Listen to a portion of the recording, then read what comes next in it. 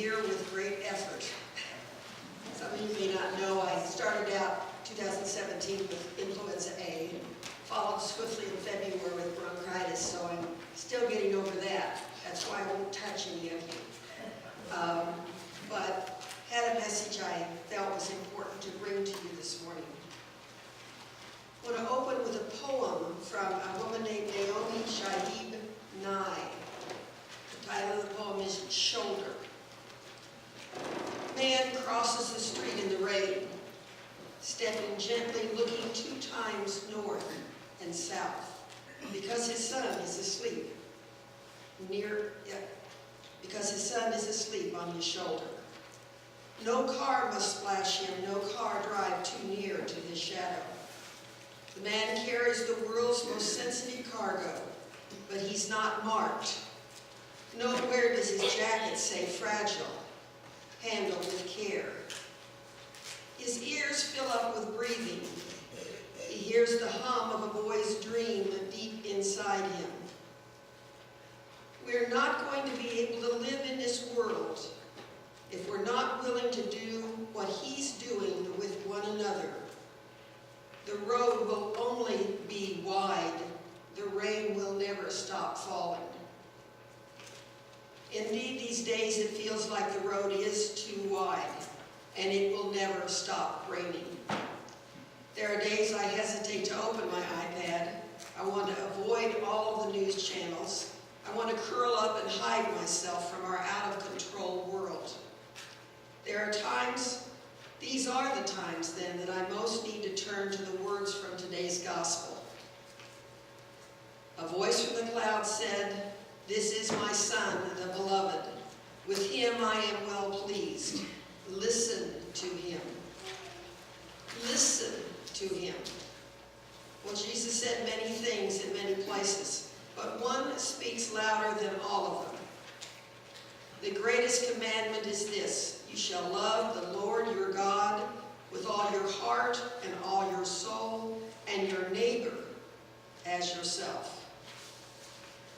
Remember some years ago the bracelets that said WWJD? What would Jesus do? I see some nods out there. We're all remembering that. Well, that would be an exercise in speculation, because what would Jesus do? The truth is, Jesus isn't here today. You're here today. I'm here today. We're here today. I think we need a bracelet that says WWJHMD. What would Jesus have me do? What is a faithful way for me to be? I believe it is, in the words of one syllable, be kind. There seems to be a great absence of kindness in so much of our world. I think kindness has been greatly underrated. Kindness is not just an act. Kindness is a blessing. When someone does an act of kindness, the impact of that act stays with us. I remember vividly 36 years ago when our 18-month-old son Brian was in Children's Hospital Denver for surgery for a brain tumor. I felt lost, alone, and very, very afraid. I returned to his room one afternoon and there was a floral arrangement in a lamb vase. It wasn't from a good friend. The card was signed by Brian's pediatrician and his wife. I remember falling into the chair sobbing, overwhelmed by their kindness.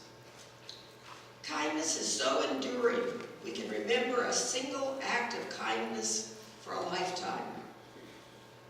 We can look back and count the people whose kindness has shaped our lives. Kindness is one of the most powerful spiritual tools that we possess. How do we change this world we're in today?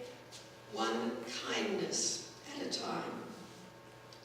I believe that the human capacity for kindness towards others is a great, great, great force within us, greater than the fear of the other. When you begin to look, to listen, you will see and hear of incredible acts of kindness. I saw that image of Justin Trudeau, the Premier of Canada, helping a a man in a wheelchair. He and another man were carrying the man in the wheelchair down a flight of stairs because power had gone out in the metro station and they could not take the elevator.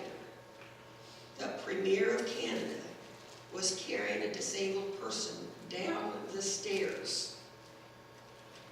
After the vandalism in the Jewish cemetery in St. Louis, an online crowdfunding project was begun by two Muslim activists.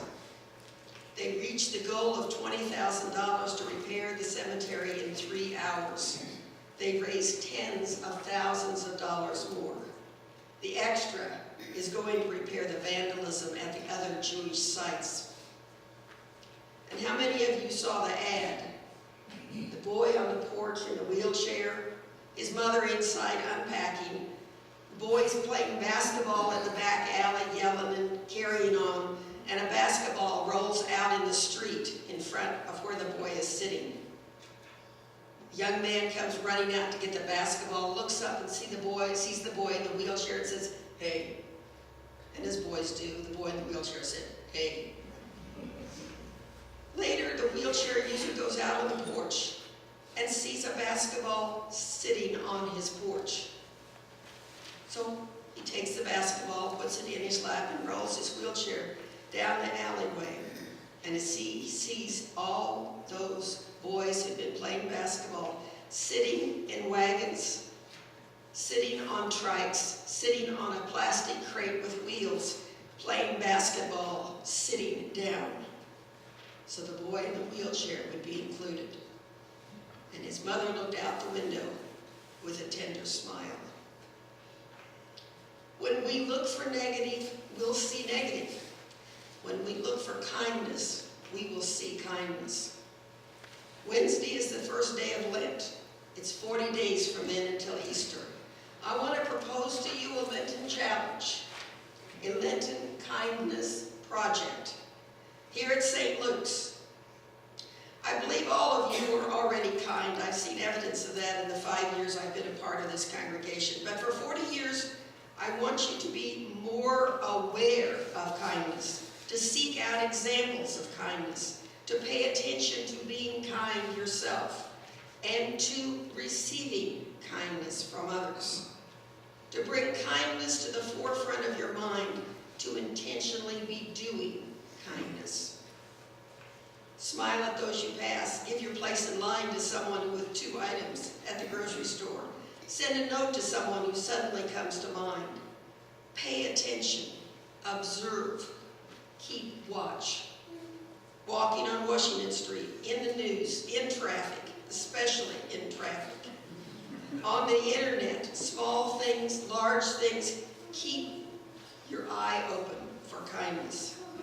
And I'd like to have you email me with what you have observed, what you have experienced, how this is affecting you. I will post these incidents of kindnesses anonymously on our St. Luke's Facebook page and post them on the bulletin board at church.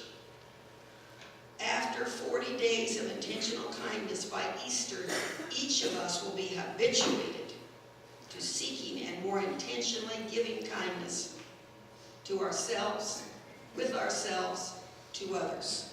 It will become an intentional part of you and of us.